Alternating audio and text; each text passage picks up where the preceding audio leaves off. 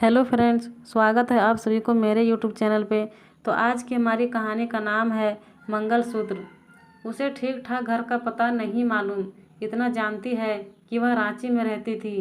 पढ़ाई के नाम पर गांव के स्कूल को दूर से ही देखा था उसने, शायद इसलिए घर का फ़ोन नंबर भी याद रखना उसके वश की बात नहीं थी।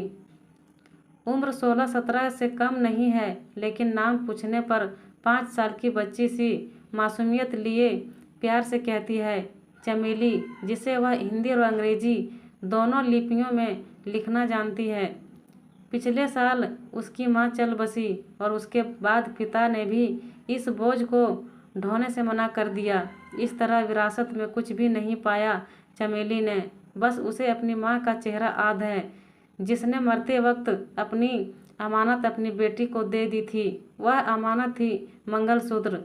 यद्यपि चमेली सीधी सादी लड़की है, फिर भी वह मंगलसूत्र की कीमत भली भांति जानती है।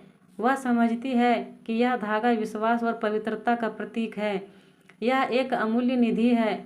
वह एक समझदार युवती है। बेसहारा होने के बाद भी उसने धैर्य नहीं खोया। घर घर जाकर काम करती रही, रोजी रोटी की कमी कभी नहीं खली।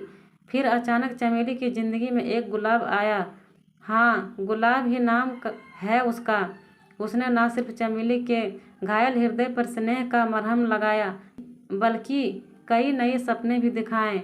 वह किसी भी मायने में चमेली से बेहतर नहीं है, फिर भी उस समय चमेली को एक सहारे की ज़रूरत थी, जिसे गुलाब ने पूरा कर दिया। चंद दिनों के बाद दोनों रांची से दिल्ली आ गए। ट्रेन का नाम ना ही चमेली को पता है और ना ही गुलाब को। यहाँ दोनों मेरे मकान के सामने के मकान में किराए पर रहने लगे। दोनों देखने में काले हैं। चमेली नाटी सी है और उसकी नाक इतनी चौड़ी है कि किसी भी दृष्टि से उसे सुंदर कहना सुंदरता का अपमान होगा। लेकिन चंद दिनों में ही मैंने देख लिया है कि चमेली अंदर से इतनी अच्छी है कि प्रशंसा के ढेर सारे शब्द छोटे पड़ जाएंगे। मैंने चमेली या गुलाब या दोनों के एक साथ जब भी देखा, हंसते हुए देखा है। दोनों के चेहरों को देखकर कोई भी कह सकता है कि ये काफ़ी भोले भाले हैं। तभी एक दिन अचानक चमेली मेरे घर आई, ठीक वैसे ही जैसे ट्यूशन पढ़ाने वाले बच्चे सीधे मेरे कमरे में मेरे टेबल के पास आकर खड़े हो जाते हैं। मैंने उसकी ओर देखा, आंखों में प्रश्नवाचक चिन्ह लिए। वह बोल पड़ी, हमें आपसे कुछ मांगना है, इसलिए आए हैं। मैंने पूछा, क्या मांगना है? हमें यह कार्ड चाहिए, शादी के वास्ते। उसने मेरी टेबल पर रखी ग्रीटिंग कार्ड की ओर इशारा किया और बोलती चली गई, हमारी शादी हो रही है ना कल, इसी के वास्ते। उसने तो सबको कार्ड दे दिए, अब हमारा भी तो फर्ज है कि किसी को कोई कार्ड दे दूं।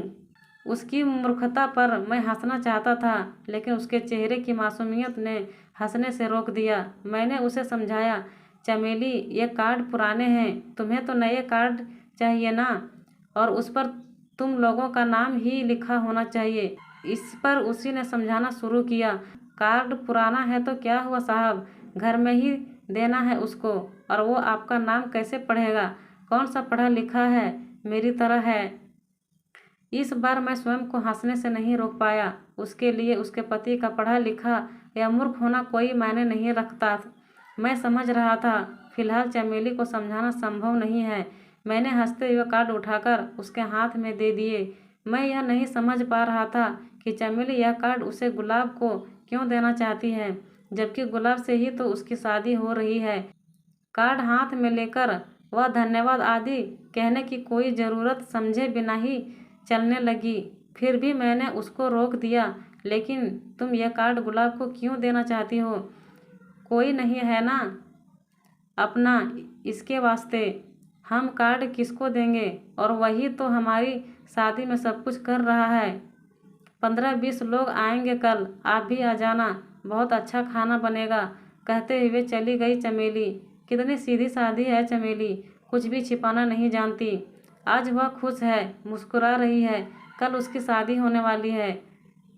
उसके चेहरे की खुशी नहीं कहती कि ज़िंदगी में उसे हंसने का अवसर बहुत कम मिला है। आजकल के समझदार लोग पूरी ज़िंदगी हंसने के लिए अवसर तलाशते हैं।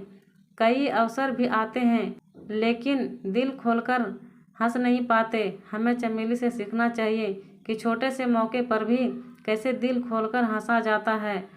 अगले ही दिन चमेली और गुलाब की शादी धूमधाम से हो गई।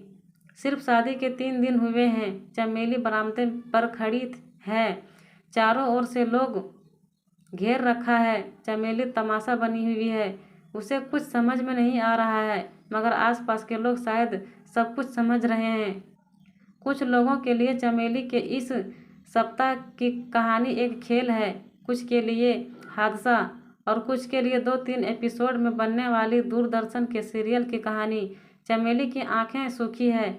शायद आंसू बहाने का काम उसने पहले ही कर लिया है। आज उसके चेहरे से चमक गायब है, मांग रिक्त है और उसने गले में मंगलसूत्र भी निकाल फेंका है। कल ही गुलाब उसे छोड़कर रांची चला गया, उसकी ज़िंदगी से दूर, काफ़ी दूर, सदा के लिए। हो सकता है वक्त बीतने के साथ गुलाब फिर से बदल जाए, मगर चमेली का क्या होगा? क्या उसका गुलाब के प्रति विश्वास लौट पाएगा? शायद कभी नहीं। क्या वह झूठी मंगलसूत्र फिर से पहनने की गलती करेगी? शायद नहीं। कितना मामूली था यह मंगलसूत्र, 3 दिनों में ही अपना रंग बदल गया।